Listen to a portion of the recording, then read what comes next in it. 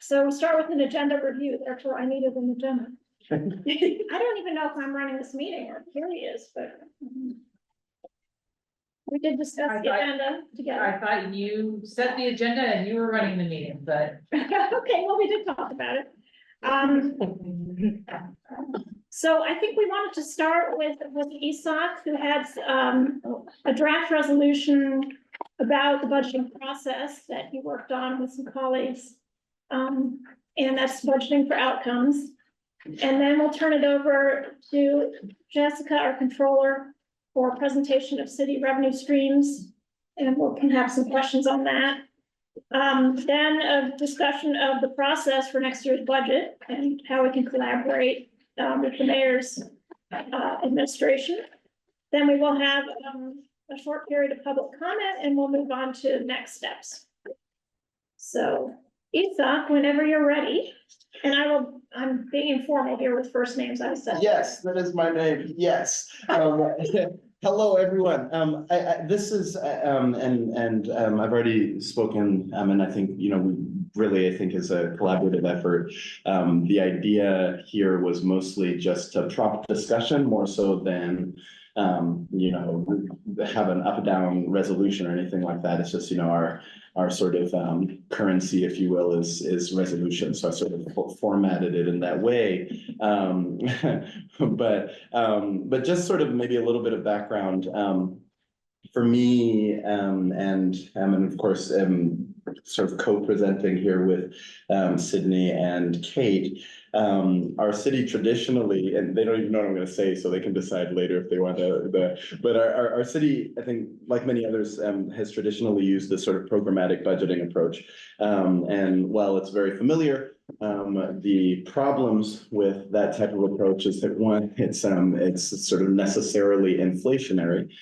Two is that it builds in a lot of bureaucratic silos, sort of by design, because you're starting with individual units and then they sort of build out budgets and then you sort of append goals onto that later often. And so this sort of encourages this incremental adjustment based on previous expenditures, rather than on starting with sort of strategic vision. And it often overlooks evolving needs of our constituents and sometimes can fail to address whether the funds allocated are genuinely delivering the outcomes our community expects and deserves. And so I've proposed to be provocative, to help us to maybe have a discussion, that we adopt something more like an outcome-based budgeting model, to shift from our tradition, focusing rather on results than merely the inputs.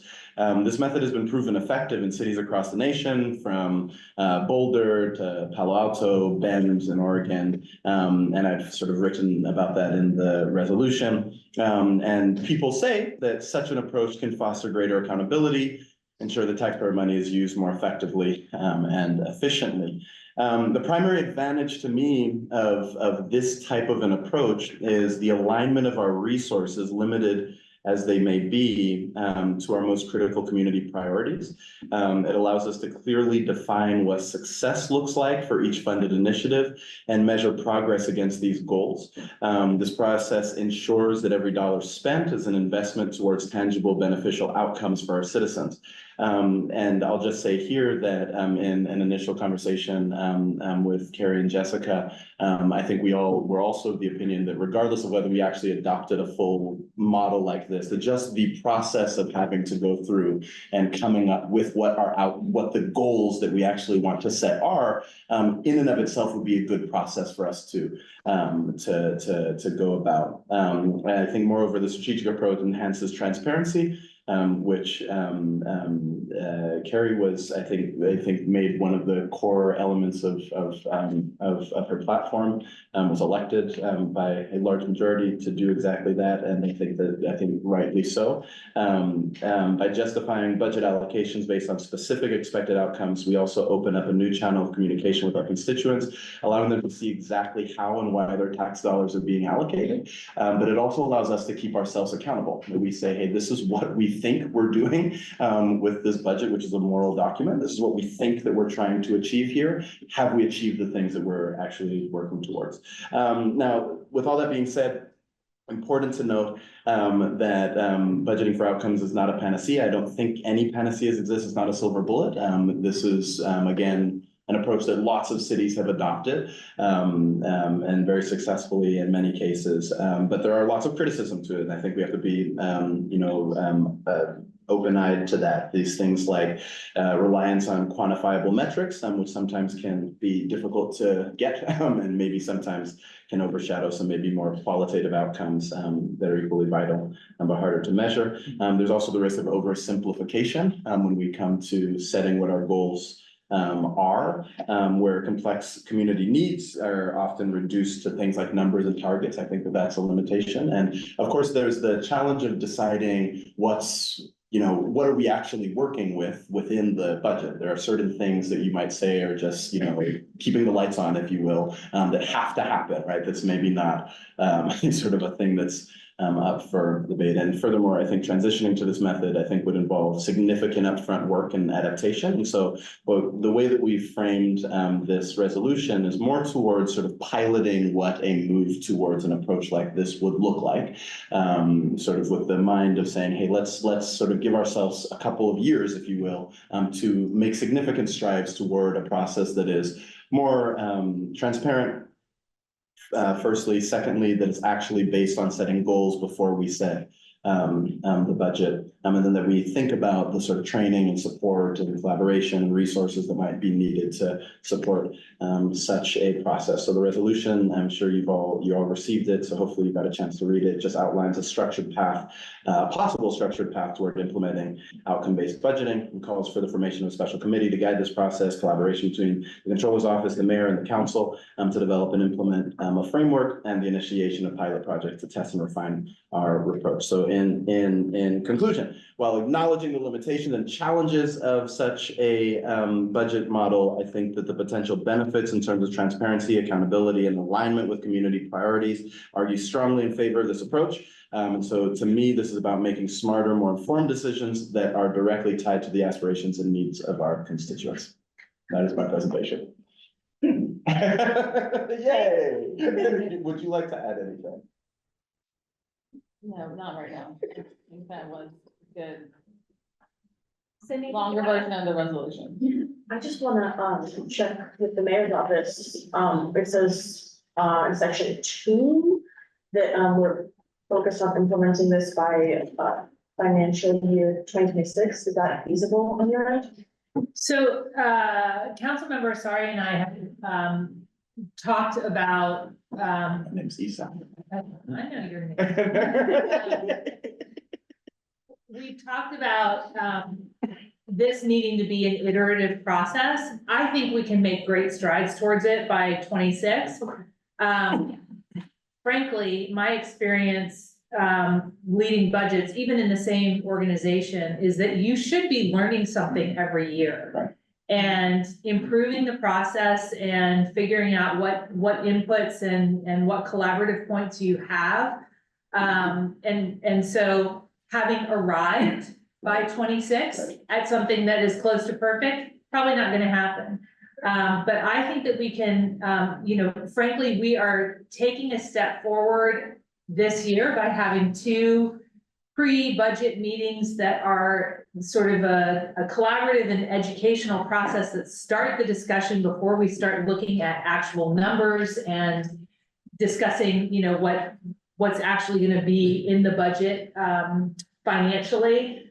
And we have talked to cabinet about a more collaborative budget approach. And I definitely think that this model helps us improve our budgeting process, and it's going to help collaboration across departments.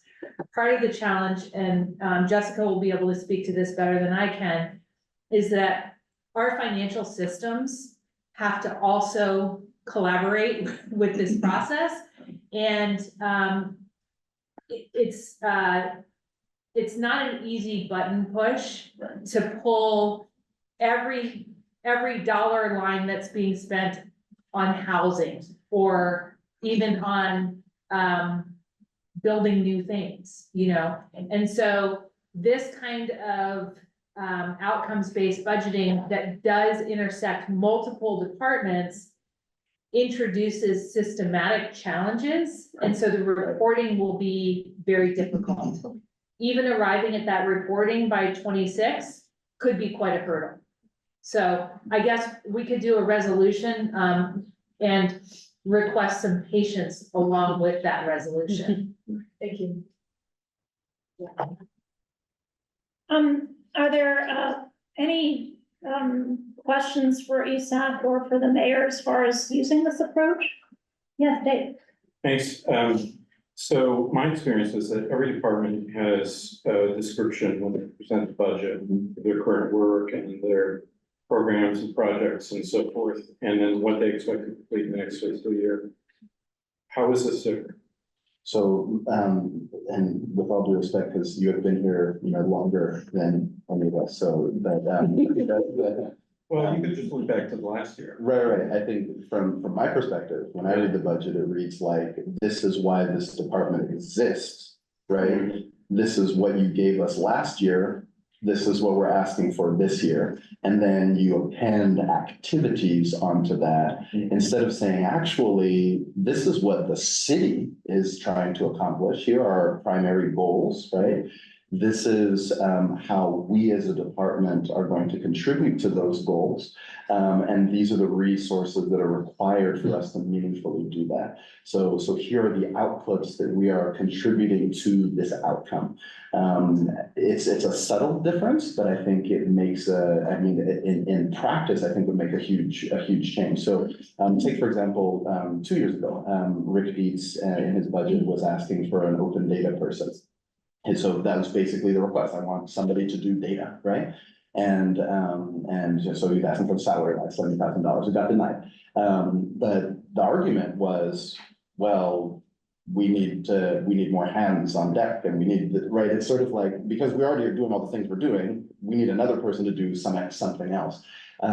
If with this model, you would say the city has made, but outcome 17 is open data, right? We don't currently have anybody who does open data. We need to fund that if that's an outcome that we want, and that person could be housed at IT, and they could do other things, sort of cross-cutting. This would help us reach this goal, help us reach that goal. So just the process in and of itself, instead of it starting in the units, actually starts in collaboration instead of sort of starting in silos. Okay. I really enjoy this type of budgeting just because I think it allows us to live our values a lot more than just general budgeting. I think it's less of like well, this is the way that we've always done it. Now let's just do the same thing plus more money because inflation, versus like, these are our goals. Here is how we're going to accomplish them based on our 10-year plan for the city. There may even be some ways just graphically to take some baby steps where instead of everything being a separate narrative for each department, Right. we create some kind of logic model overview that says for this outcome that we all agree is important. Here are the inputs from the various departments, here are the outputs, and here are the outcomes under this subheading. And that might not involve a particular involved process, but just a different way of thinking about how do we present to council and to ourselves in discussions, what the point is of different things that departments are working on.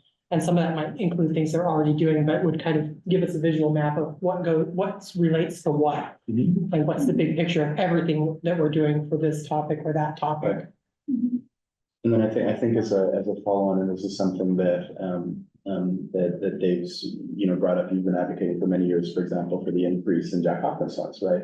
There are some processes that are maybe duplicative, right? Where we have some small grant monies that are essentially going to the same communities, sort of spread out across the city. It also helps address those things, right? Where we say, hey, like, is this the right sort of bucket to use? Is this the right process to use them in? Is this the right mechanism? And maybe those are minor occurrences, but I think just when we're thinking holistically about the budget, again, I think to Gretchen's point. Is there any, oh, yeah, go ahead, Matt.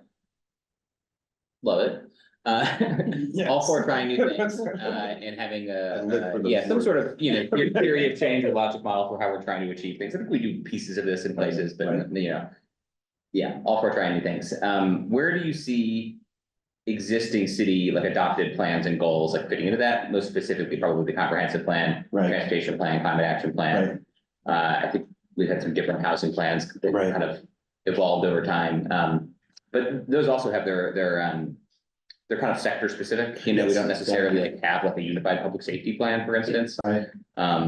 So that's, I have a second question, but that's the first one. It's like, So I think that it's a very illustrative question. If we start with the climate action plan as an example, you know, if it's 456 or however many recommendations that are there, it does two things for us. One is that it helps us to say, and I think that this is already in the plan to some extent. We say, here's like low-hanging fruit, here's some things you don't need, sort of some prioritization. But it makes it so that the plan doesn't just sit on the shelf as, hey, we have a plan, right? And just pick and choose from it. It's saying, no, we are proactively going to go after this plan. We're going to do R31, we're going to do P22. And these are the reasons why these are the things we're doing this year, right? We're gonna fully fund those things instead of sort of, you know, picking and choosing bits and pieces of them. And I think the second part is that it actually helps us to say, actually, maybe we do need a comprehensive public safety plan, right? If we're, you know, spending, you know, 30, 40, 50% of our budget on public safety, it's like, hey, actually, if this outcomes approach is what we're, you know, sort of moving towards in the long term, like, hey, that's good motivation to do exactly that. Yeah. And then also answering some of these pending questions of like, you know, what do we mean by public safety? And, you know, like, I think there's lots of, it opens, I think, doorway to conversations that maybe are harder for us to have right now. yeah, I think you addressed that in your comments too, of just like where values fit in, not only outcomes, but values that might be hard to quantify, in particular around equity and justice and other things like that. So, yeah, I think that all sounds good. Thank you. And then I think the key point is what the mayor said, is that, you know, that it's, I think, has to be iterative. I think regardless, and again, I think, you know, I can't underscore this enough. I do not think it is by no means a perfect method. We have to contextualize it to ourselves. I think we can't just sort of, you know, take Fort Collins as a good example. You don't just take their budget and go, let's just do what they did, right? I mean, we have to contextualize it to our technology and to lots of things. But we need to build it in a way where we can continue to ask these questions, and that we should be having that conversation every year, right? I mean, that we fund what we value. And so how are we even defining what those values are? Well, I was thinking about asking that same thing about those plans, and I kind of wonder if departments already sort of do this anyway, in a more internal way, in terms of what different staff are working on. I don't know if anybody at this table can really answer that in terms of how departments are thinking about their work and how their work ties in with those plans, and maybe some departments do that more than others. I guess I'm specifically thinking about the transportation plan and the planning department. And it feels like there are some really specific pieces of the transportation plan that in my interactions with the planning department, they've been very specific, like we're working on this part of the transportation plan. And I wonder if some of that can just be more transparent and stated more explicitly during that budgeting process by these departments in terms of connecting with these long-term planning documents that we already have. I mean, even like this year, in terms of a step in that direction of greater transparency and understanding, like everybody understanding more how dollars are being spent and to what purpose and how that's fitting into the big picture. Sorry. Go for it. We've also had some discussion about having some more general updates and goals by different departments at council, or pathways to do that. Your meetings are pretty packed. So I'm not sure how you'd like to absorb that, but watching the budget presentations over the past couple of years, that appears to be the only time that council gets sort of an overview of what a department's doing and gets to ask some in-depth questions. But you're sort of forced to do all of the departments in series, and I can't imagine how exhausting it is for you all. And it may be more easily digestible in a, you know, once a month you hear from a department. And so then you would get documents and of course some smaller presentation, but you don't have to hear a comprehensive update on a department, every department at budget season. The other comment that I just wanted to make about the about the resolution is that it calls for a new committee. And, of course, committees are a legal structure, within the city, and I don't know if the intention is really to stand up a new permanent committee, which would be in standing until it is officially disbanded. Or if you want, a task force or something else that is working through this iterative process, and meets on an as-needed basis.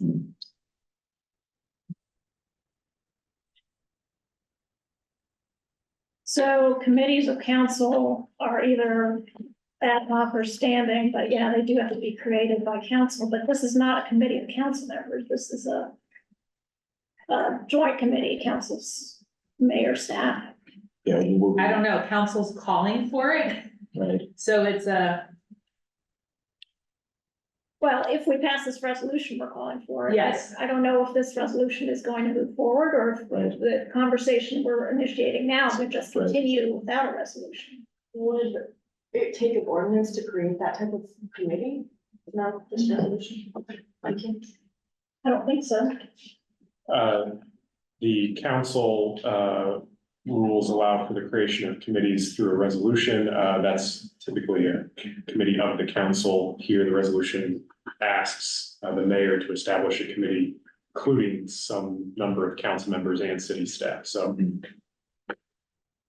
I think the mayor's right that a committee like that would likely be a legal entity subject to the open door law. right. And the membership of that isn't spelled out here, so certainly the mayor could take action, but if the council wanted to act to create a committee, that's the resolution. Mhm. Even if it is not a committee of council members.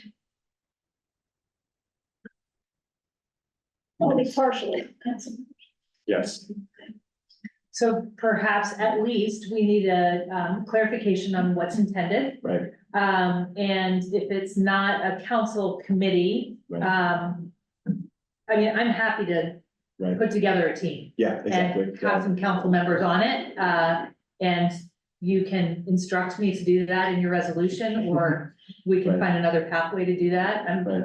I mean, I think the initial idea was more so a team, a task force, I think from my vantage point, and, please add, history to this, but, once the mayor brings the budget, I mean, you can't really do much to it, right? So it's about how do we create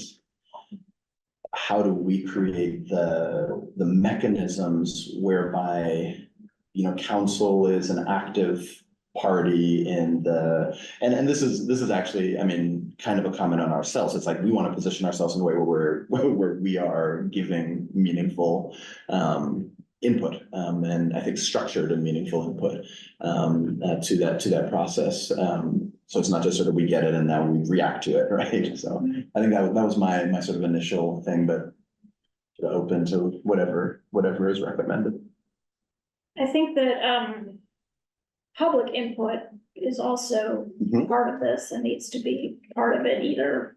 If this is gonna be an official committee, then meetings will be open to the public and there can be public comment, or the task force or working group could include some members of the public.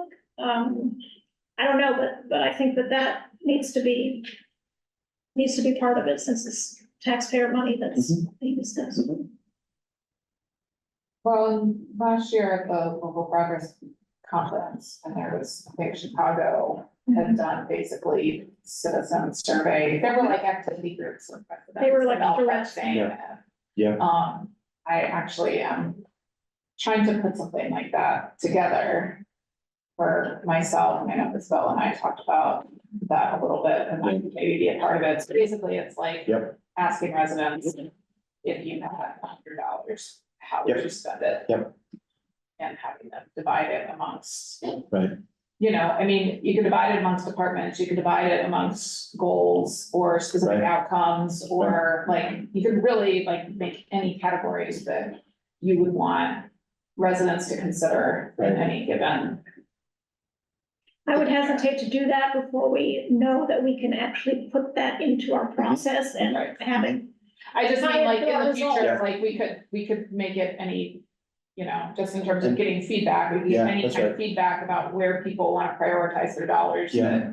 And I should note that, many of the cities who have a budgeting for outcome or performance-based budget, which is very similar, run on, they basically do a lot of these things, but in 2-year cycles. So they have their, their necessary reporting every year and all those type of things, but they're forming their values and their goals in sort of these 2-year.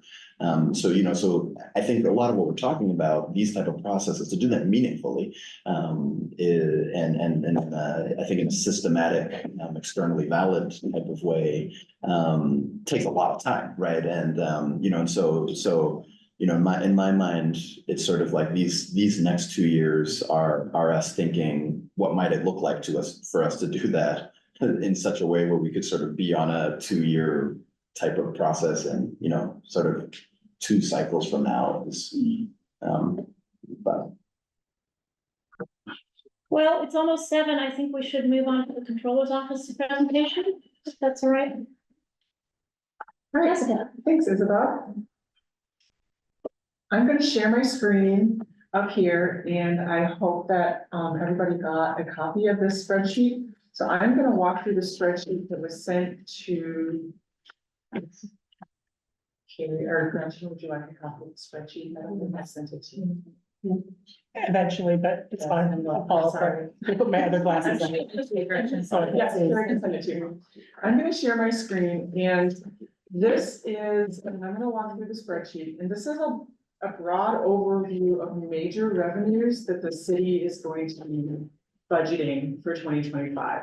And what I hope that this does is it spurs questions from the council members who have done this before, and questions from the members who have not seen this before.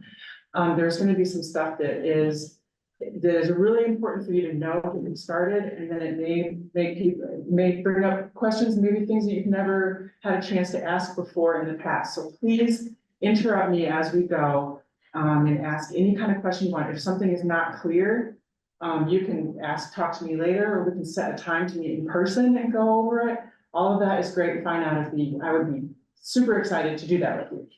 And I was hoping that this part of the meeting, including the Q&A, would be 30 minutes. All right, and I have 6 kind of meaty slides, and so we will try to do 30 minutes.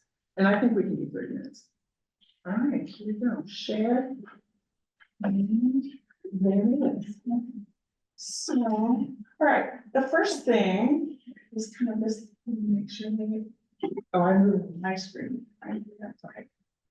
The first thing I want to talk about is, I'm going to try to stand, is what is the levy? So you are going to get, you're going to talk a lot about the levy.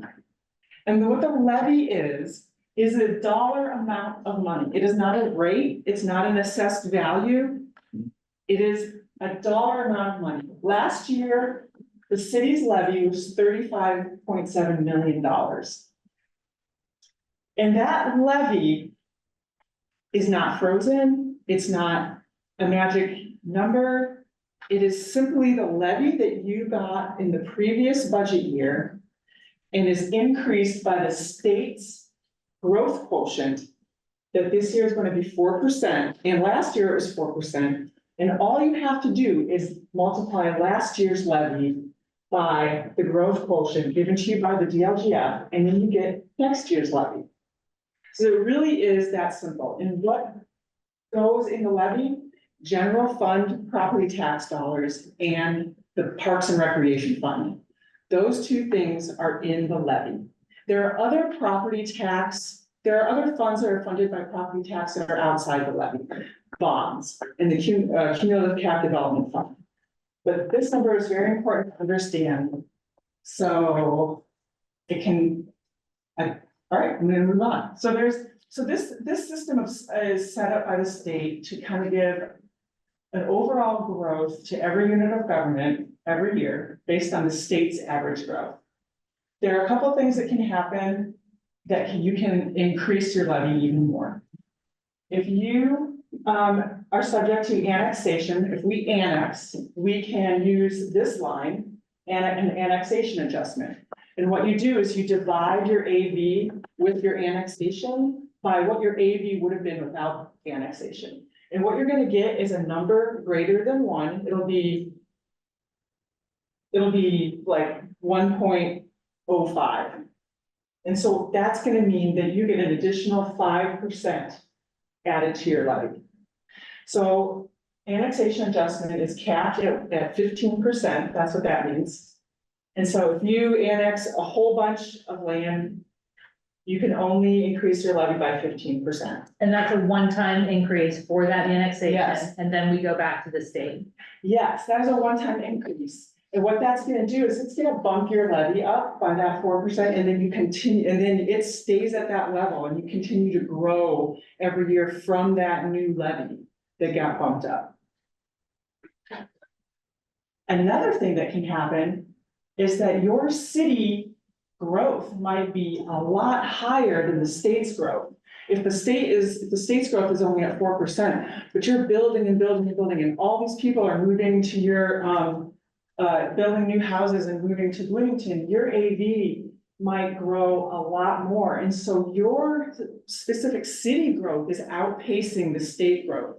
And that's not really fair to have to only be able to grow 4% if you really need to grow 8% because your city is booming. So what you can do is you can use the 3-year growth appeal where you put your city's AV over the years and you get the percentage growth between each year. And these are real numbers. We did this calculation. We grew 5.95% between 20 and 21. 5.03% between 21, 22, and 15.49% between 22, 23. And then, let me roll this up, sorry about that. Is that real? That's real. 15.4. Yeah. This is our AV, the city portion of assessed value last year. So I left this an open formula. As soon as we get that AV, we're gonna plug that number in there and see what our assessed value growth was between 23 and 24. And so then you take your average of the 3 years, our average is 1.0882. Then the state will give us their 3-year average, and last year theirs was that. And then you divide this by that, and you get a number. So this is basically less than it's less than 1%. It's like 0.07%. So you have to be at 2% or higher to get the 3-year growth appeal. So those are things in place to get around the MLGQ. So if that rate was greater than 2%, would it go under excess levy appeals? Yes. On your thing above there? Yes, I think that's the one. Yes, it'll go under excess. Oh, we have. I think it goes under other levy adjustments. Okay, Excess levy appeals is something else, and I did not, it looks like it's spelling. yeah, Sorry about that. And I think excess levy appeals is something completely different. okay. And this chart I got from DLGF, so I think it probably goes under this. But we can worry about that when it happens, put it in there. So that is your, question. yeah, Sydney. What happens if the city's growth is smaller than the state's growth? You still get the state maximum levy growth portion. Thank you. Yes. Can I ask another quick question too? At the beginning of this, you said that levy number included the general fund and then the parks fund, so there's a special fund that is park dedicated? Yes. And we can go over Is that. that like a real piece of quickly. our Oh, property really taxes soon. or something? Pardon? Is that spelled out anywhere in any like paperwork that I would receive as a resident? Like how much goes to parks in the same way that like some segment of my property taxes goes to schools and some segment of it goes to the library and like, is that? That would be spelled out on the certified, a document from the DLGF called the certified budget order. This is another document that's really important for you guys to understand, and it's got a lot of detail about what every single rate is, like the general fund rate and the parks rate and all the rates that combine to make the city rate. And then all the funds that each have a tax rate combined to make the city rate. And then all of the units rates like school, county, township, city combine to make the district rate. So it's really important to understand that so that you can explain to taxpayers why their taxes went up. But before the budget order ever happens, you will understand the Parks and Recreation Fund, and you will understand the rate that is gonna be attached to that fund, because you are actually creating the budget. The budget order is more of a document for citizens. It's a really, really great document for you to know, to show citizens, to explain how budgets work and how taxes work. But You I can just think, send them to me. I think, Stephen, didn't we look into this a year or two ago? Like 30 or 40 years ago, the city decided that part of our property taxes would go to this separate fund. Oh, And okay. that's just been the way it has been since then. And so that So the city documentation, decided that then, so that's not something that's a statewide thing, that's a Right. Bloomington thing. yeah, we have a book called the Fund Book. So every fund that the city has, we've got the documentation, like the ordinances or the state code that created the fund. So you can also have a look at that anytime you want. Sorry, can I ask another question Of course. about that? So in the Parks Department budget, and maybe I'll get to that, so is the entire Parks Department budget just that like extra tax that's created for it? Mhm. Or does the city add other monies in?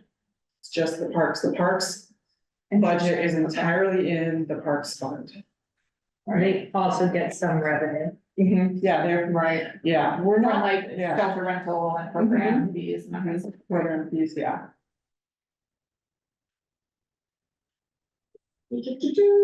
Just in case anyone wants to know what our levies have been throughout the years. There they all are. Now you have them. I'm very excited. There you are. I put a green box around the last six. All right, lit, another major revenue for us is local income tax.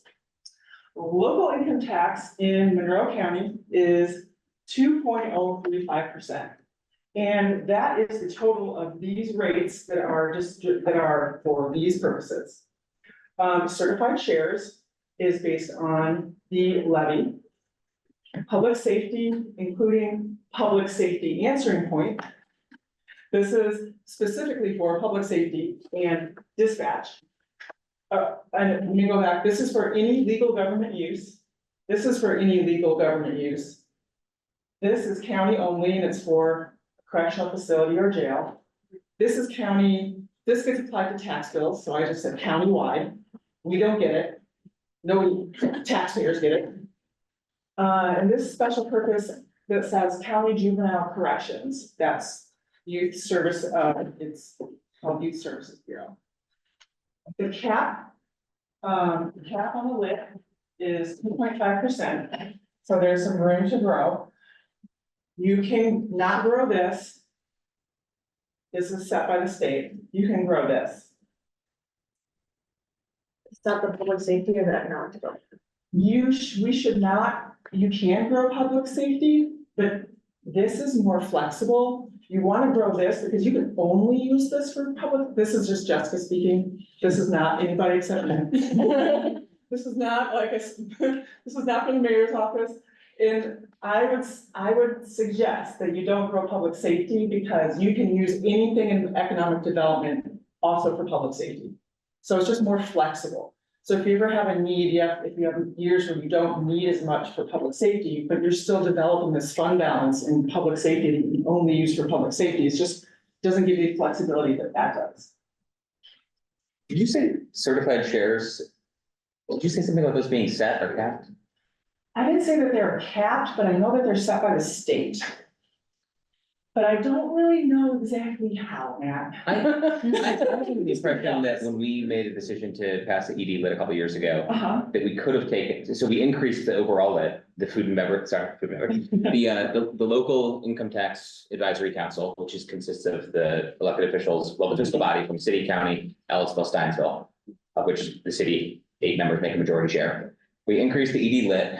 I thought we had a choice at that time that we could have increased the percentage, not for ED lit, but for certified shares, which has some significant implications in terms of where the money goes, because the ED lit is city and county governments only, maybe Ellisville and Steinsville too, where the certified shares go to other units like the library and and things like that. So it'd be, we'd get less, but other units would get more if they wanted it or were wanting. So that was my understanding. Then I'm just gonna hit pause and say, don't listen to what I said about certified. I thought I read somewhere it was based on the levy, but I also admit that I actually don't really know exactly how certified shares works right now, so you may be more on the ball on that, probably. Okay, I think, I mean, the allocation, like the division between different units, I think is set by the state. Okay. If everybody really wants to know, ask Jeff McCann, because he'll Yeah. definitely know. But yeah, worth follow-up, but yeah. So definitely worth follow-up, what I was saying, he remembers that we could adjust this too. Thank you for that. And any more questions? Well, can I add a bit of maybe helpful history? So the city imposed the 0.69% rate under economic development shares in 2022. Each year, there is a committee of the local income tax council, which Matt mentioned, the Public Safety Local Income Tax Committee that includes council members, county council members, and rep from Ellisville. They need to adjust the allocation within the public safety ESAP rate. That's a portion of money that goes to either fund police and fire or dispatch. And each year, the dispatch budget goes to several different bodies. And one of those stops is the PS Lit Committee, who then approves how to adjust how that 0.25% is divided up between dispatch and public safety. So council members on that committee, you'll be seeing lots of that over the summer. There's also a process in that for qualifying service providers to apply for a portion of that money, which includes essentially fire departments outside of the city. So just wanted to mention that is all happening within that 0.25% rate. Thanks. And Dave, oh, sorry, Isabel. go ahead, Dave. Well, just another commentary. When we instituted the ED tax, there was a lot of debate about the rate, and I trended toward the lower end because of it being a regressive nature of it. So I would just caution that yes, we could adjust it, but it does have an effect disproportionately on low income people. And I was gonna add that for the economic development tax, we did have an agreement with the Hamilton administration, or the previous council had an agreement with the previous mayoral administration about the buckets, the categories in which it will be spent. Oh, sorry. Go ahead. Worth noting too, that when we passed that, the council asked for, and the administration agreed that all ED lit revenues go into a separate ED lit fund as opposed to intermingled in the general fund, so at least to be kept track of. I think, yes, we'll necessarily need to revisit the allocation, some of which are set. We've got agreements with transit for 4 million a year, something like that for a period of time. We've got 2 million in revenue now going to the bonds for the public safety facilities. So some of that's not adjustable in the near term, but other parts could be as we collectively revisit. All right, bam. This is a lot. This is kind of to show, these are not all of our funds, but these are a lot of our important funds. And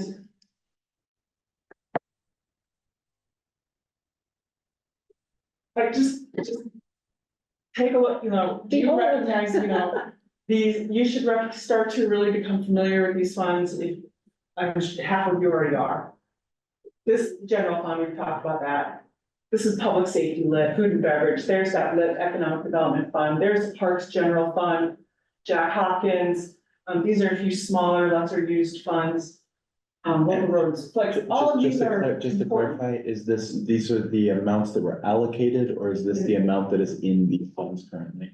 And what this is just the cash balance in this fund at the end of the year. Okay. So at the end of this of 2023, this was not the projected cash balance. This is a lot more than the projected cash balance. But this is the actual cash balance in the general fund. And now the budget is not applied to that number, encumbrances are not applied to that number. We're spending that. I'll show you that also, that's also in here. But I just want you guys to know that we have this information, and I'm showing it to you right now. That this is this is where we actually were at the end of 23. And so if you go down here, you know, you can take a look at food and beverage. End of the year. So these are numbers that are very important to the controller's office. They may not, you know, it's just always good to have in mind that we need to manage the cash balance of these funds because this is kind of high. Some are kind of low. The Parks Fund is right here. It has gotten kind of low in the past. Especially back here. This is danger zone. This is maybe a little too high. We can move something to rainy day. So fund balance, end of the year fund balance is very important and we use it in budgeting. Definitely. I would love to see another column in this that says like best practice or recommended in terms of end of year balance, just in terms of like, financial. Reserve. Just like, yeah, or like what's smart to have in these different funds in terms of a balance at the end of the year. In general, the rule of thumb is 15%, but you will But want, 15%. you want more than that. Oh, you want your, and this number is the budget divided by the cash balance. So you want it to be, your cash balance to be 15% of your budget. Okay, so. All of those, then numbers are quite high. They are correct. They are. Okay. And. But what about for all the rest of those funds? And Like, I, see what the percentage is on that too. yeah, Yeah, that would be easy. okay, So so, across formula. so you want 15%, like that would be a good goal, You know, that is a administration decision too. right? That's a goal. I'm a little, I'm sorry if this is like showing my greenness or something here, or my, you know, dense or something, but, to clarify. What you're saying, the reason why there's funds left over is because the money, though allocated, has not yet been spent on projects planned in Exactly. foreseeable future. Exactly. And how is it actionable? So for example, what Hopi just said, have it saying 15%, what would we do? What do you do with that information if it said best, so it says best practice should be 15%. If I saw that, what would I do with that information? What you do, well. I'm just Spend, trying, do some things. you have to, you need a lot more numbers than just this balance, this cash balance. You use this cash balance with your budget and with your encumbrances and with your looking forward to the future cash balance. And you use it in planning your future years. Right. That's what you do with it. You don't really like, you can't really do anything with the spreadsheet. This is just like a bunch of information. Then you use that in your planning with, you know, looking at your planning for future expenses. And my last question, I'm sorry, this is calendar year, not financial year. Correct, and we are the same year. They're the same, okay, so we don't do like April, okay, got it. Nope. All right, So like in theory, what this is telling us is that we have a pretty big balance in the general fund, so if we wanted to say spend more on some special project, then maybe there is some money back No, there I think to what it's spend telling us. more. Well, is I that said maybe, I Yeah. said maybe. yeah. I like what you're going to, Hopi, but there's more information. Oh, there's another page. There's another. I did check my email before this meeting. Dave has his hand up. Yeah, it's, Oh, sorry. one thing I don't see on here, and I don't recall where this went, but the Downtown Creek had a balance. Some of it might have been utilized for showers renovation, purchase and things like that. This is a community revitalization enhancement district It is, that matured and was pot of money. I'm sorry, but it's in the general, that's in the general. it was rolled into the general fund balance, but it has its own account line, so it can be tracked. Okay, good. Answer my question. We did request that, yeah. You Yeah. can get it, yeah. I remember those meetings last year. We're watching them. One other maybe helpful piece of information is the distinction between reverting and non-reverting funds. I don't know, you maybe could mention. I may have actually popped a couple, like, I think it's. Do you see one? up here? Because I may have taken them out because they were just, Well, the Jack Not Hopkins major. fund, Oh, yeah. that is a good example of the non-reverting fund. So leftover money in that fund doesn't revert to the general fund at the end of the year. It stays in that fund to be used for the purposes of that fund. Some funds do revert to the general fund if there's a cash balance, so just be aware of that. Are we gonna discuss in this presentation the general approach towards reversions and what, I was not planning on that. at Okay. all. and you just flag it for the future? Yes. That's for another the whole future. Uh-huh. Set of decisions for how you want Yes, to it is. approach it and how we want to engage on it. It Yeah. definitely. All right. I only have a few minutes left, but I think this is also really important. Motion to extend your time. I think. She said no.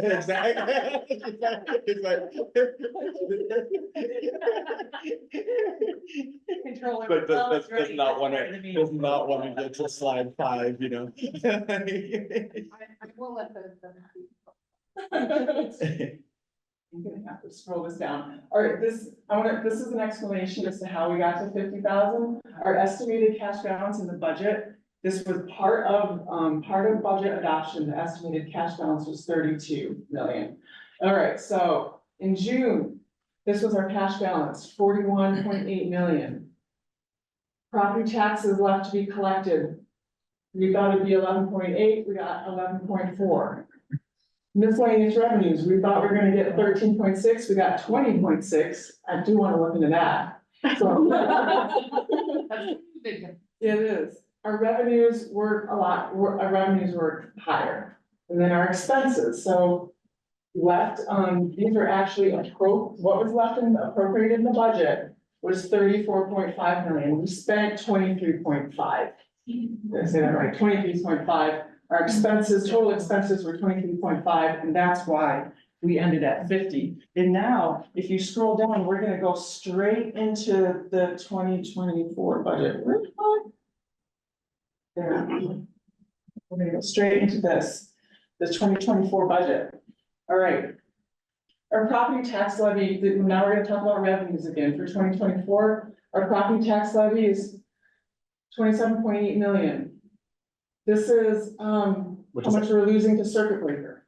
What does advertised mean in this context? This is like a DLGF form. This is advertised by the city before you have budget hearings. This is after budget hearings, what we voted on. Okay. Sometimes it changes, so that's why we have 2 columns. This is property taxes collected. This is what we are estimated to lose in property tax cap. This is what we actually lost in the general fund of property tax cap. That is our miscellaneous revenue, that's our revenue. Here's our budgeted expenses, here's our encumbrances. These are expenses that were approved for 2023 or earlier, and that we encumbered to spend in 2024. Does that make sense? So it counts as an expense. New expenses, old expenses. There's our new expenses, and there's our new estimated fund balance for the general fund. So as we work through the year, the controller's office continually balances this, continually does updates to this cash flow statement. So we can see where we are. All right, so I'm not gonna go through all of them, but I have a couple more over here that are in your spreadsheet, parks and ED lit. So questions. I have another daft question, but you should ask. I have so many daft questions this Oh, afternoon. yeah. I'm not kidding everybody on that. So, two things that I'm not understanding. So total cash revenues in 2023, 73 million. And then why so low down for 2024? Let's see, It's 51.3. actual revenues, and our actual revenues, 51. Oh.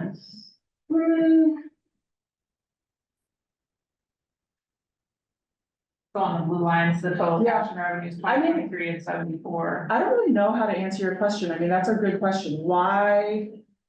Is it that it's not including the cash balance for 2024 yet? It's just adding on. Oh, yeah, that's. Oh, yeah, that's why.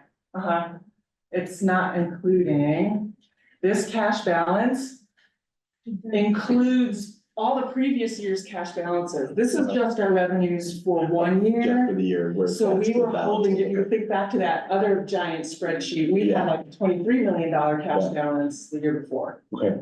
Good job, whoever said that. So in theory, we have a 2024 revenue of 51 million, but a 2024 expenses of 74 million, so, so if we actually spend all of that money this year, and then we would have a cash balance at the end of the year of 27 million, I'm reading that correctly. You are, Right, okay. that is the plan. That was, And that like gets us well down in terms of, yes. but that still gives us like a 50% Right, reserve percentage to budget. Exactly, you're And you right. said like best practice is actually on 15, Right. which really seems sad and low. which is low for the operating fund.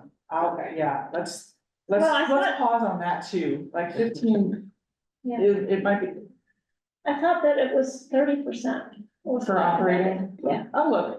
Is there a state That's required what- minimum, like a mandated minimum? I don't think that there's, I know- I'll look into that. I know the Hamilton administration intentionally worked over years to build it above what it was in the Kazan administration, so those were choices, but I forget the exact percentages and details. I'll follow up with you. Thank you. Yeah. All right, last one's short. Oh, wait, last one's not. Just look at this on your own. This is No, not. it's- This is just like where all the property tax and lit money goes. There's no program revenue in here. There's really no new information in here. There's nothing about the budget in here. This is just to give you a visual idea of like, you know, the numbers, the kind of revenue that we get from property tax and lit. So that's all that is. What I kind of wanted to show you was circuit breaker loss. It's a big deal in other parts of the state and it's not really a big deal here. Sorry. Oh, I'm sorry. What is? Can you define circuit breaker? Yes, I will do that. All right. Thank you. So. The state set property tax caps at 1% and 2% and 3%. If you are in an owner occupied residential home, you are at the 1% cap. 1% of your gross AV, because that amount is gonna be 1% is gonna be $5,000. You will not pay more than that in taxes. But you pay taxes on your net AV. Your net AV is your AV minus your homestead deduction. And I just did like a basic $50,000 house, it's gonna come to that, and you're gonna pay taxes on that, and you're in Bloomington, city, Perry Township, you're just gonna pay that rate, and you're gonna pay that amount. And so your circuit rate, as a taxpayer, are gonna get a discount of $925. That's money the taxpayer keeps and the unit loses. So that's why it's called circuit breaker loss for us and property tax caps for the taxpayer. Got it. Okay, And thank so you. all those tax bills combined, that, you know, whatever properties that hits, all combined, DLGF estimates that for us, and they give us an estimate before we do budgets. And we put that number in our budget so that we don't over budget. And am I right that a rising AV generally will lower the impact of property tax caps? So as long as property values keep going up. Yes, that's generally, yeah, the way this worked.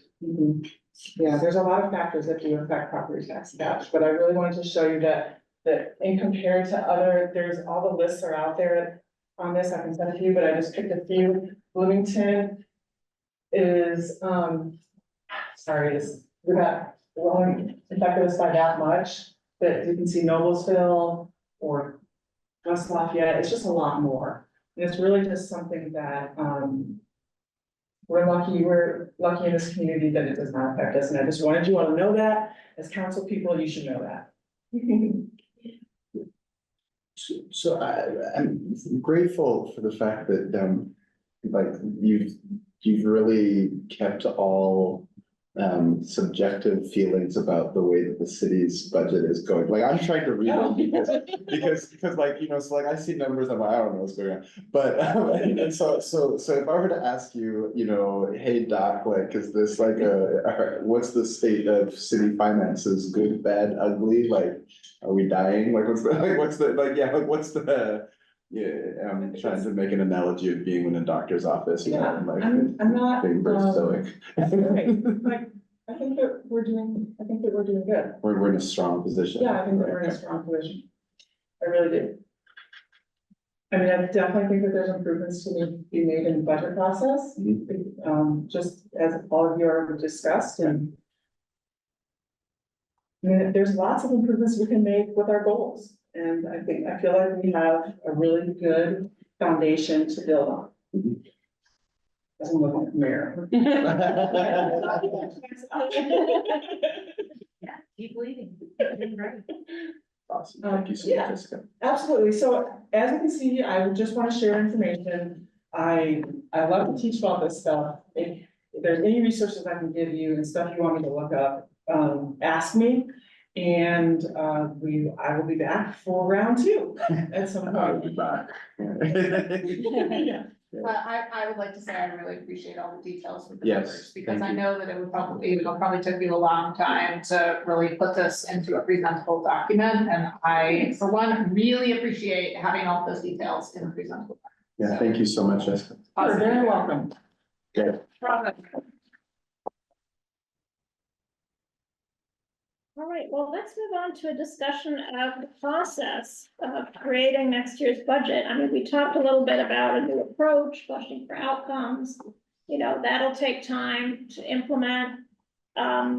So I know that there's always a concern among council members, how can we have input into the budget before it's presented to us, because then after it's presented, we can't really do much.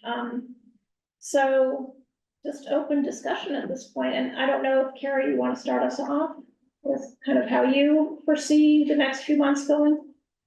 Well, we are just starting the process of reaching out to department heads. We will be having some collaborative budget sessions with our department heads to talk about a new approach and how ultimately we collaborate together. You know, it is true that we have, you know, if you want to look at what we're spending on homelessness and who's working on it, we have several departments that are touching that. And so we'll be setting some expectations that we don't want just let's do what we did last year plus 5%.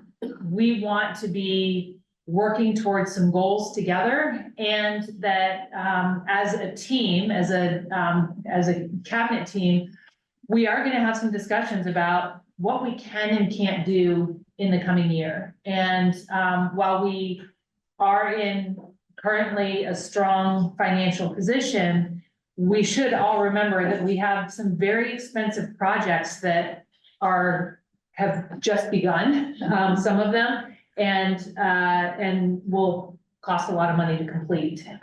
So we have cash balances and we have encumbrances, and some of them we don't know entirely what they're gonna cost. Hopewell top of mind, of course, on that.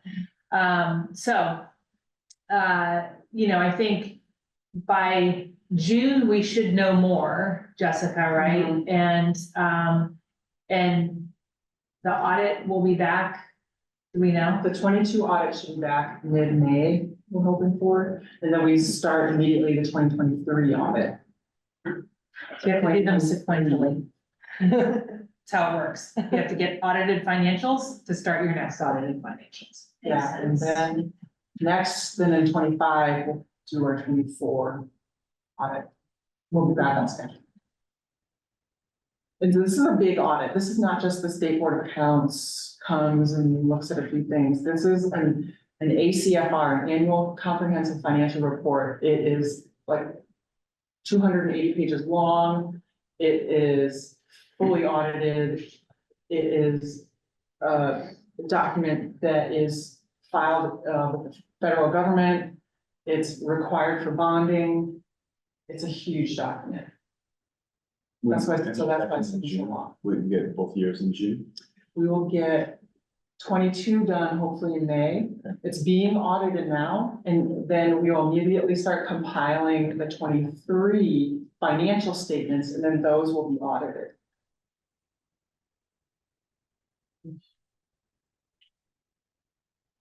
So what are council members' thoughts on,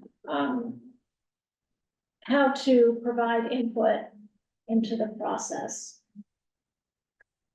Or how would you like to be included before the end of August?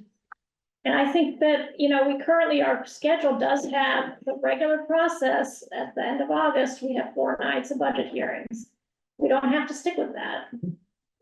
We could request them to be spread out, we could request something different. Can I just mention that timeline here? So we do have a June 11th budget advance on our current schedule that could be adjusted as we keep discussing things.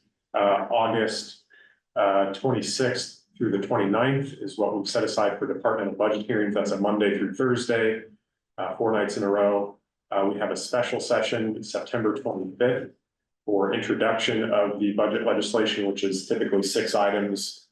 3 salary ordinances and 3 appropriation ordinances, and then an adoption meeting on October the 9th for a vote on those 6 items. The state has a deadline, I believe, November 1st for adoption of a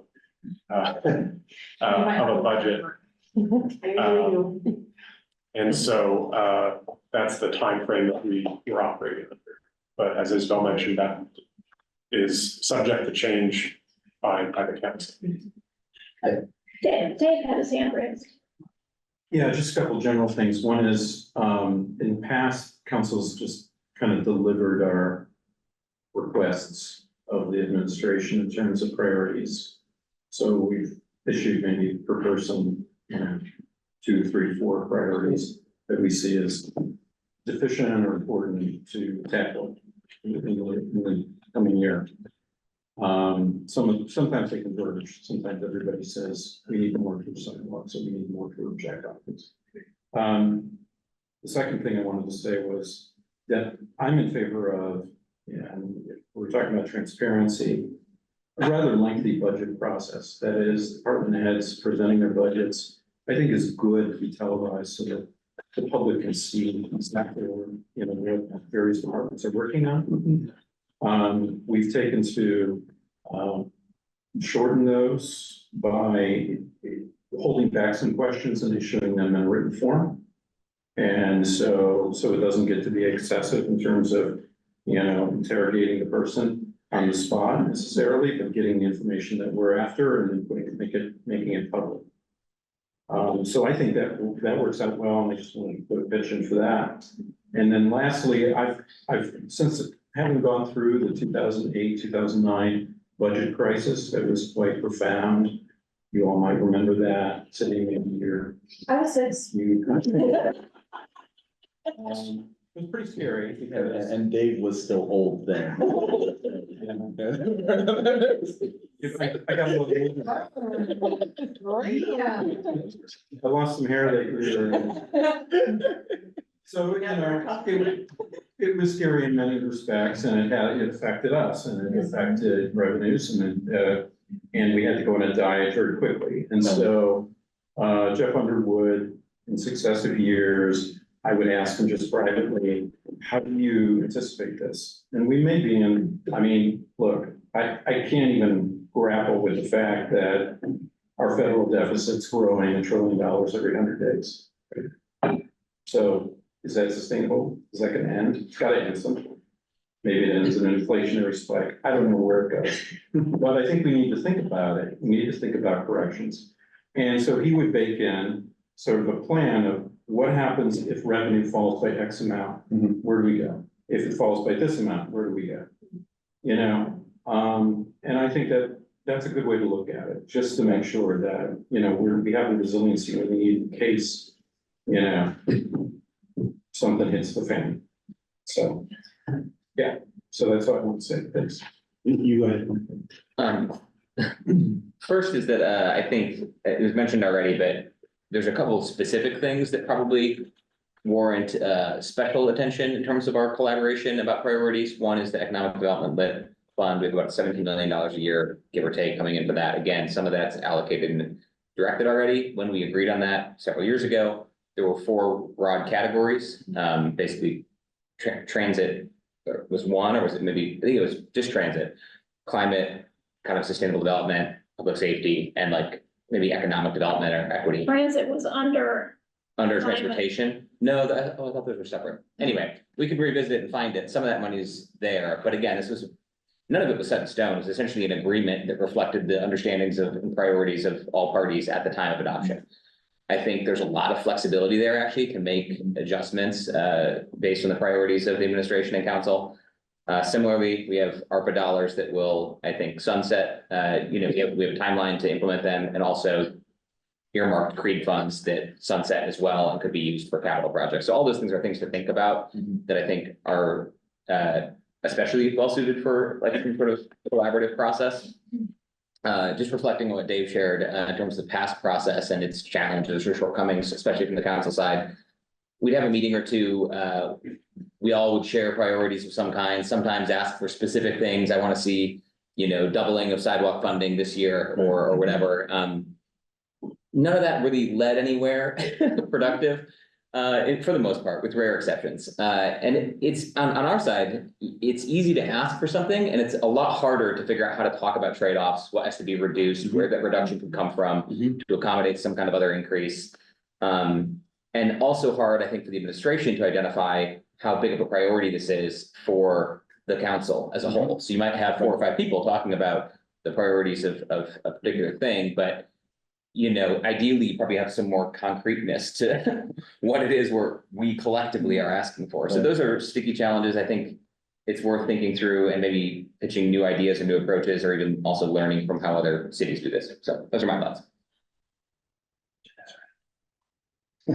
Gretchen, please. Along those lines, I think it might be helpful. It's a little bit like, you ask your kid what they want for their birthday and you only have $10 and then they give you $3,000 worth of, it would be good to talk a little bit about, Jessica showed us the dollars that we have here, but in addition to those capital projects, big and other big projects that we know are already underway that we're committed to, I think I'm going to advocate that we really talk seriously about the impact of the pro-salary study and what that will take to implement, because it will be significant. And there are also some changes to federal law on overtime that if they're not, they may go away by the time our budget period comes around, but if they don't, it will be gigantic. It could be as big or bigger. So I would love a chance as we talk about expenses that we know are coming, to kind of show you, here are some things that we think internally in the administration are going to be really important priorities to advance everything. Rising tide lifts all boats. Yeah. And some maybe kind of frank talk about the impacts of some of our policies and decisions that cost money and what that could mean to change some of those. So just putting that out there, I'd love a chance to talk about that as we put together the wish list. Thank you. I would like to request that we, I'm all about collaborating and to change the process, but I would just like to request that we keep the budget dates that we already have set, only because we have, the controller's office has begun to build our calendar of legally required advertising and notices and several forms that need to happen at very specific times to get this done correctly. Yeah. And leaving that open to change is going to cause some anxiety in my department. Because we need to do this at the right, we only have 10 days to do several steps. And with it, we can't have, I would really not like to have a moving target. And since those dates have already been set, I would just request that those specific council meetings not change, but I'm very, very open to anything else. What about the 4 days of budget presentations? Those I like. Would those start earlier so that we don't have 4 days in a row and spread them out more? Well, those could start earlier, but that does change when I have to advertise before those start, I think. So the 4 departmental budget hearings in August don't entail advertising for the DLGF. Those are the September, October dates when a public notice goes out. But those 4 dates have typically been in late August, because much of the information that you all use, I believe, to finalize the budget is available early August, the first or second week of August. And so turning around that information into a finalized budget for you all, I would caution you to Okay. look at whether any earlier is feasible. It may be that spreading out those presentations later would be more feasible, but then you get into how does that impact other things, so. And we also have some planning sessions with cabinet that are gonna feed into this, and so moving them earlier is gonna be challenging.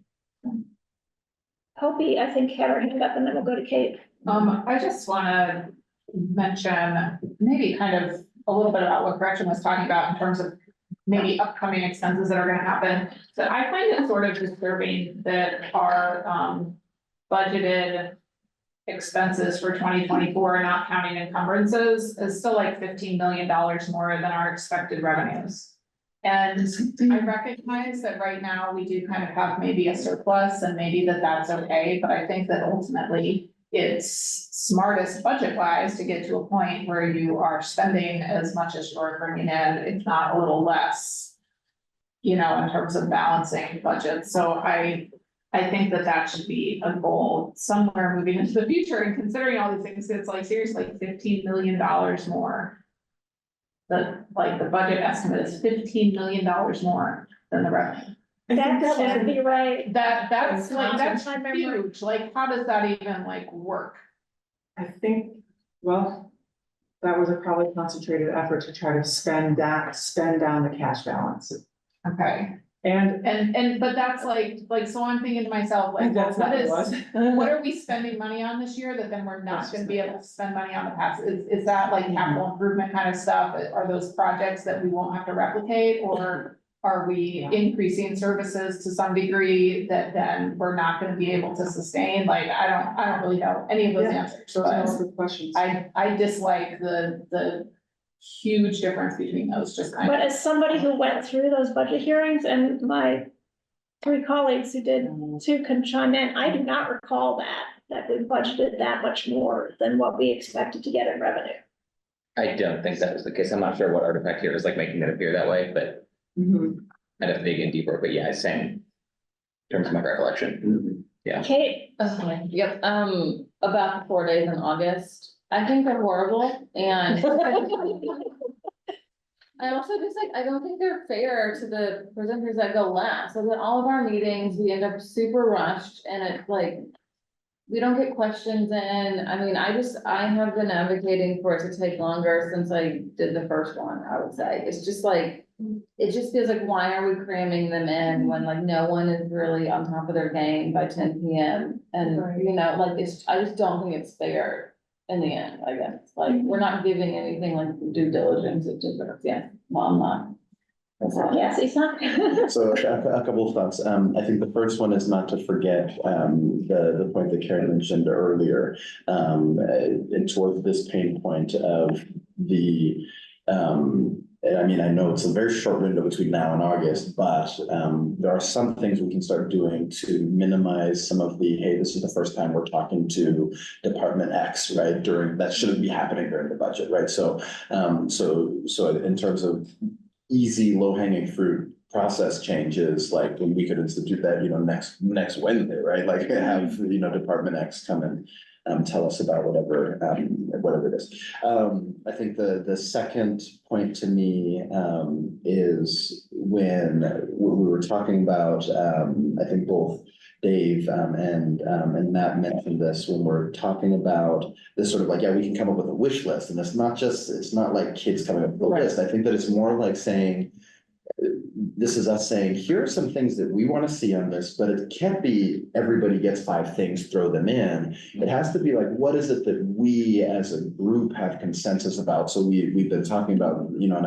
it's my soapbox, right? So this is a great opportunity for us to use resolutions first and foremost for what they actually, are very useful for. Because I'm saying, hey, these are the things that we sort of resolved to do. But likewise to actually do some consensus. But we all said that we can all bring our 5 things to that meeting, right? And then come up with a list of sort of must-haves, if you will. And maybe a intermediate step is that if we can give those must-haves early on, very soon, right, as you all are starting that process, then we can have a sort of our pre-budget meeting instead of being, you know, sort of untethered up here is actually on like, okay, you all said you wanted $2 million more for sidewalks. This is how we think we could do it or not do it, right? And so that then we can go back and say, look, I mean, what's reasonable, what's not? I mean, you know, I mean, we've talked about, I'd like to see Jack Hopkins be $1 million. Okay, but like, what does that actually look like in practice? I think, you know, it has to actually, you know, we have to flesh that out to see the consequences of that decision. And I think and to that point, this is the last thing I'll say, is that, you know, that's then tied to these broader conversations about, hey, we are gonna have all these expenses and all these things that are gonna be in. You know, I think it would be really interesting to know to some extent what we think the, for lack of a better term, discretionary spending is, right? Like what actually is the amount that we're talking about, right? So that we're not just throwing things out to the wind. We're all like this. I mean, it's the wrong term, but you get what I'm saying. Like if there's money that, you know, it's like, look, like we can't move around the $2 million that we have to spend on bond servicing. We can't, you know, there's certain things that, and we have big capital planning things coming up and et cetera, so that we can start in this process also having a conversation about if we're going to do this and not budget for it, it's going to require bonds, or it's going to require this, or right, so that all of that is happening in one time. Well, and I think that in that context, kind of what you said is the budgeting for outcomes makes more sense. If we as a council body, instead of getting together and saying, hey, we would like there to be $2 million more in the budget for sidewalks this year, we say something like, we would like a certain dollar amount allocation maybe dedicated toward alternative transportation as a more general topic. And so then it's like, well, how much of the budget already might be directed in that? Like, because I think my suspicion honestly is that some of the things, at least that we want, are already being done. They might not be being done as transparently, they might not be being done as much as we would want them to. I think that there are certainly some like creating a wheel things, but I think that there's also some wheels that have already been created, and maybe they need more funding, maybe staff needs more time allocation directed towards certain things, but you know, that's where I think that that's like the slow kind of onboarding of changing this process. Instead of allocating dollar amounts to departments, we're saying we want to see, you know, our values being played out by knowing that certain people are working on certain things, and that may be more possible in terms of directing the budget, right? So that you're not directing dollar amounts, but it's like concepts, and then figuring out who is doing those concepts. And then during those budget presentations, being like, okay, like this is a piece of our department that is focused on this priority that you guys identified as being important to you.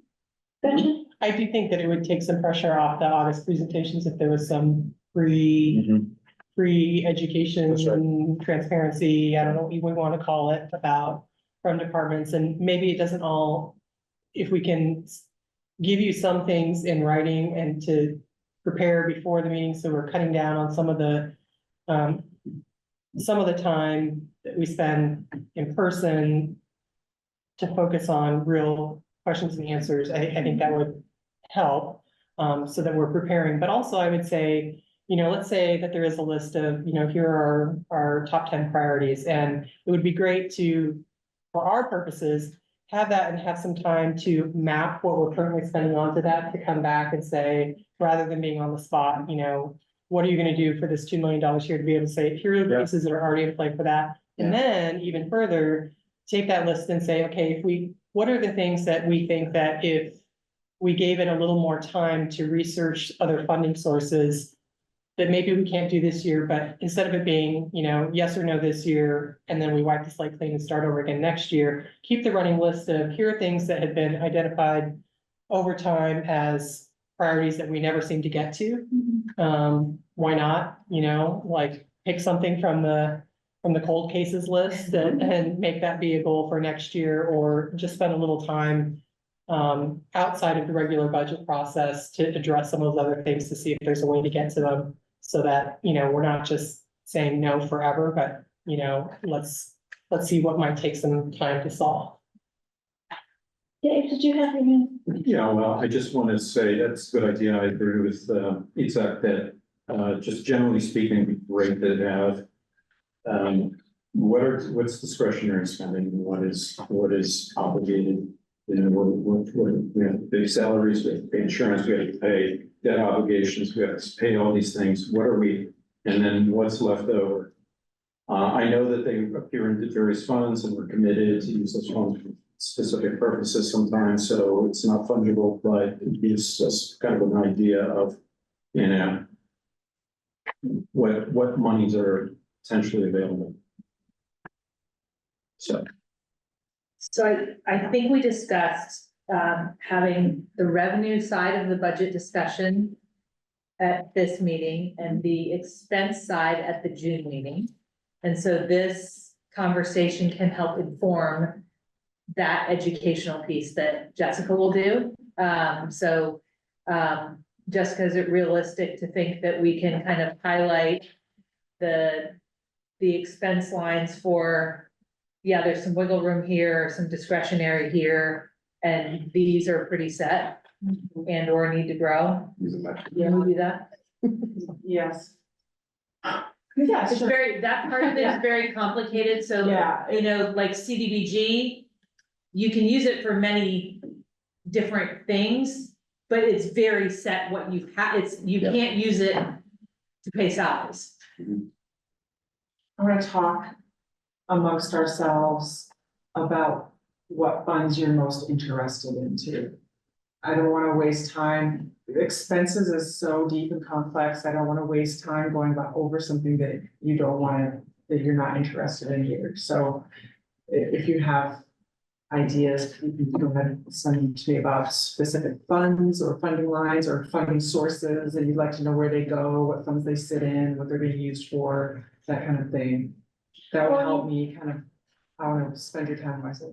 Or you could, send us maybe a preliminary list of here's the ones I plan to talk about. Yeah, Does this that cover works. everything that you would Uh-huh. want to know? What's missing? Yeah. Yeah, I'll go on record right now and say I'll listen to anything about any of them. okay. Yeah. Yeah, Sounds good. yeah.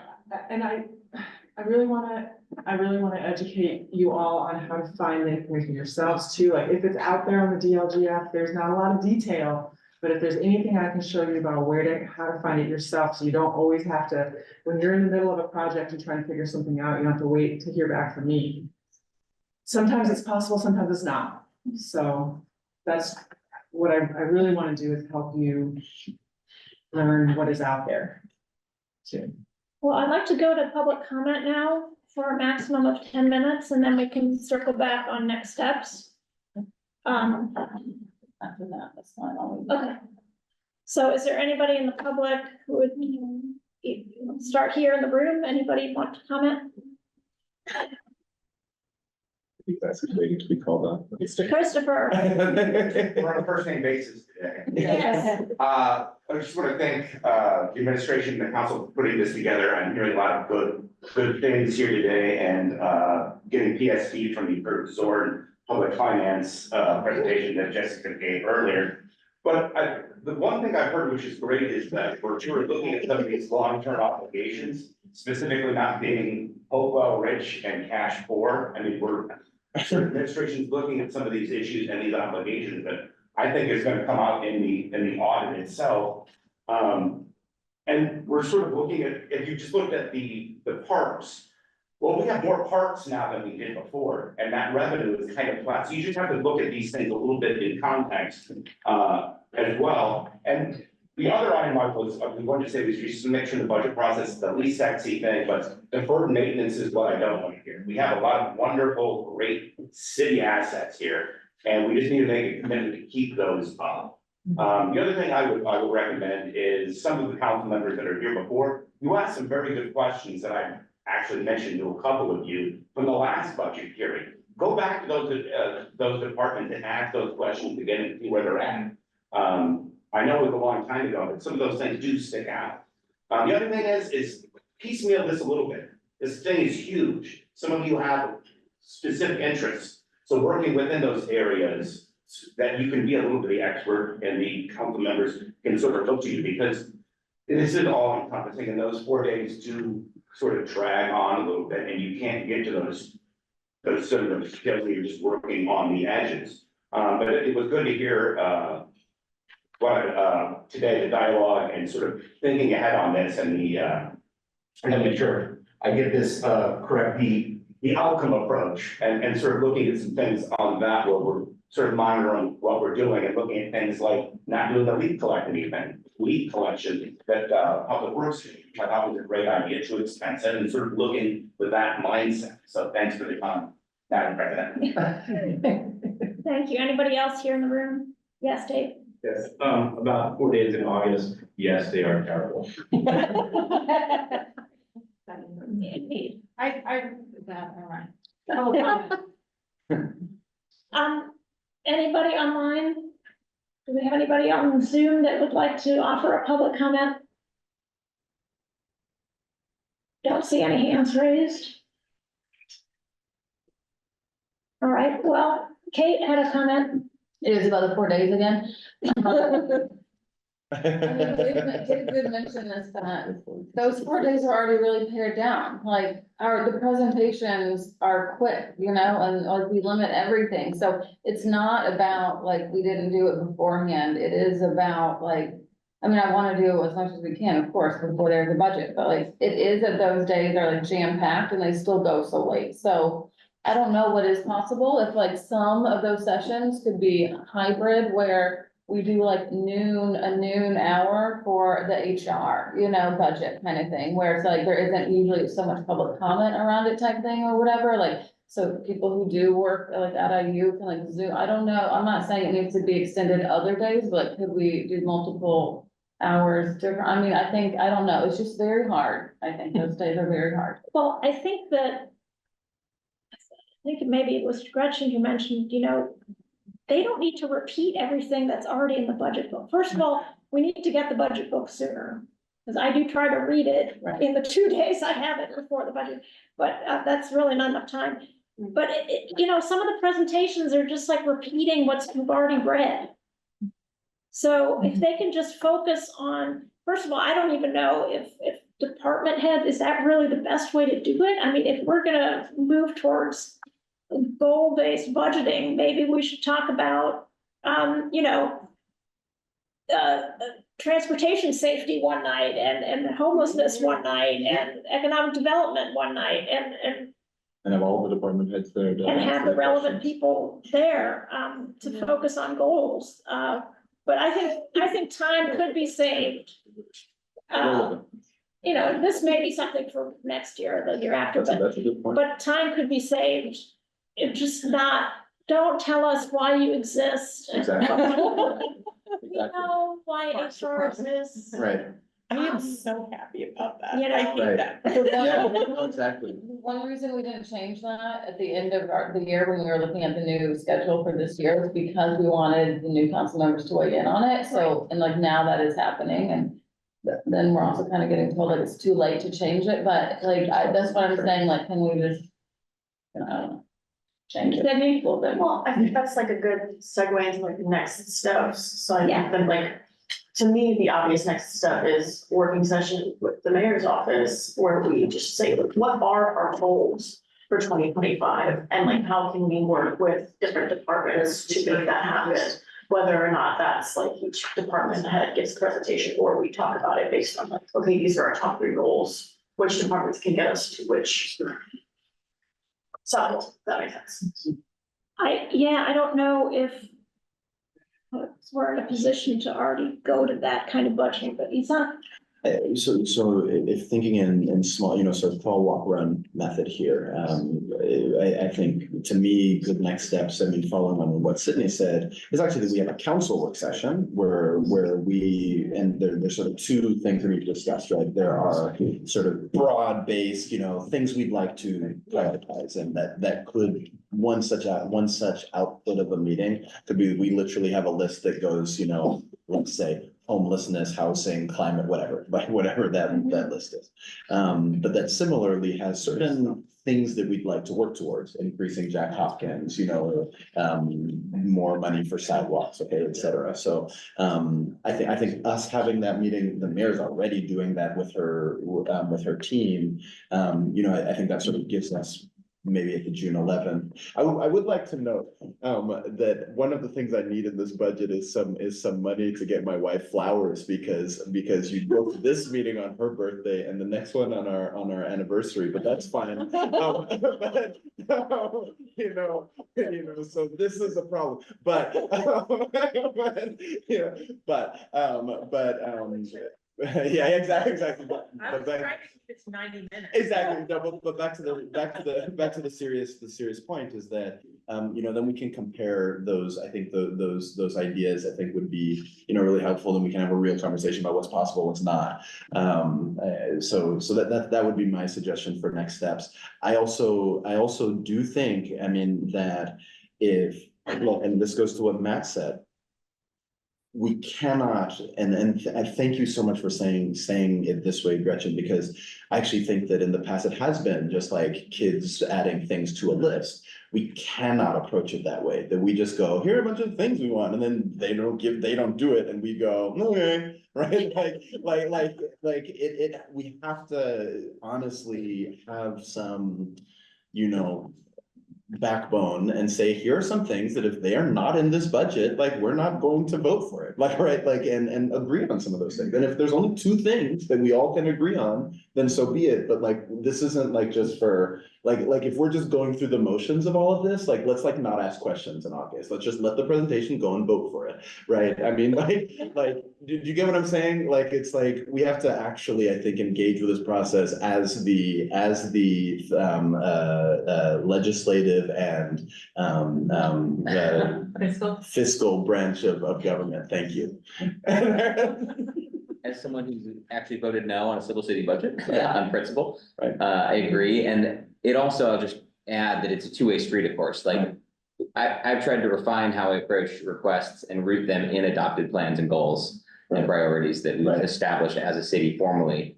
But of course, we have we can say those priorities, but if there's not a next step to engage in a back and forth about how we can or cannot do that and why, then yeah, you reach this impasse that is incredibly unproductive. Yeah, that's right. And frankly, kind of toxic. So unfortunately, we kept winding up there. Last term. So do you not always, not that bad. What we just described is that we say, hey, let's have a working session ourselves. We come up with some things that are sort of, demands, that we come up with priorities, and the mayor's also doing that, as has already been stated. Then so that by June 11th, we can compare, notes and try to merge them. I also note that we are not the mayor, right? And I don't think that we should try to be, right? And I think that, when I first talked to the mayor about moving into a budget-based, an outcome-based budgeting model, one of the things that I said, and I hope you don't mind me saying this, Carrie, and I'll ask for forgiveness later, but my position was I'm look, you are the mayor, I want you to give us, what are your 10 priorities? You are elected to be the executive of the city. And we might have some input on that process, but be the leader of our city, right? Carrie in normal fashion was well, I want everybody to be at the table and talk about it and stuff, which was, I think, very graceful. But I still feel it's helpful for us to have something to respond to you to say, these are the 10 things we're working towards, and so support me. Right? And so I will say nothing else.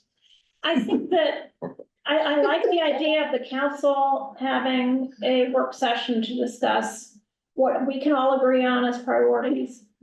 And I also like the idea of requesting that the mayor bring us her priorities for next year's budget.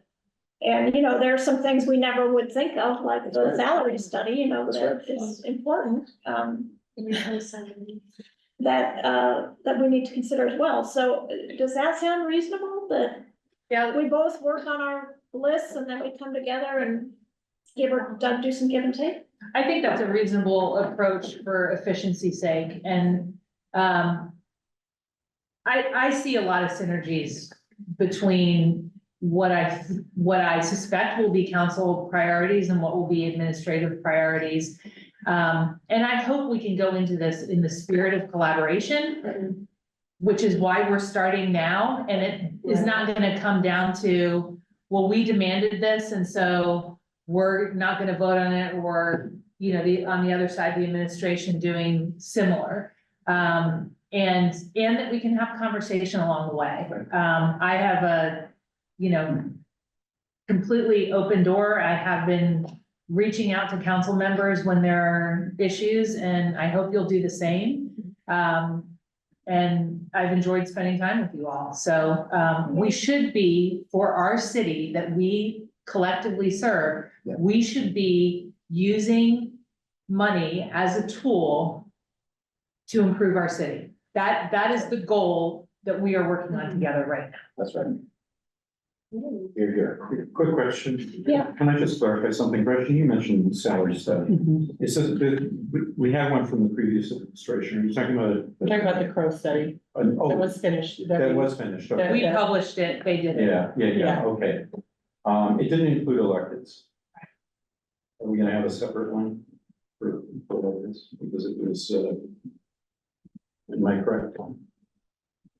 You're asking. Do you mean a salary study of elected officials? I'm sorry, I Yeah, it's understand. I have no idea. I will freely confess It's to you not in the that. budget this year to do it. It hadn't even crossed my mind, but. It's deficient.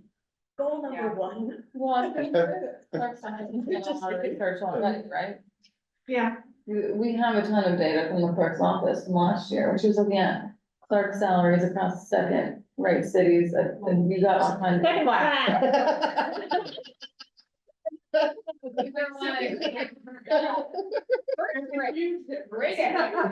Sorry, I So- think, okay, So yeah. instead of us looking at the data, then I'd rather have it either consultant or HR. Council would do. Let's To be fair, I don't want to be evaluating my. and to be fair, I think, the idea of doing a consultant or having somebody outside do it, I don't object to it in the abstract, but I would not want a salary study about the clerk's office to be run through the council or the administration. With respect to all of you at this table, even those who are not, you know, elected, it gets into a hairy spot when you start, having somebody else dictate the terms of the salary study. I think that's why a consultant is a good idea, having Crow do it, it's an objective source. Well, I mean, who initiates it and should use that source. What's that? We just, in that you're deleting the term. Yeah, I think it's. And who initiates. I mean, I think just compare it to the ranges. I think that question could be brought up when we have our council work session on our priorities. Yeah, exactly. Gretchen, one more thing and then we'll wrap up. I would love it if at some point in your discussions, you guys could give us some feedback on, when you talked a little bit about why we exist. So, you know, as new people coming in, we have lots of new department heads. As we look at those presentation formats, it's not always clear to me which parts of that are really valuable to you and which parts are not. When I look at that, I see which parts I never read and which parts I immediately go to again and again. And which parts I wish were there that aren't there. But it would be helpful just to get, you know, a bolted list of love this, hate that, means nothing, wish we could see. And that might help us think about, understand more what you'd like to learn and just make sure that the presentations themselves are efficient and focused, and so that we don't waste our time doing stuff that we don't want to do and that you don't want to read. Excellent, thank you. Well, thank you all so much. I think this has been productive and you'll get another one to meet Pocal from me, so we can have another work session. Thank you, Carrie and Jessica and Gretchen.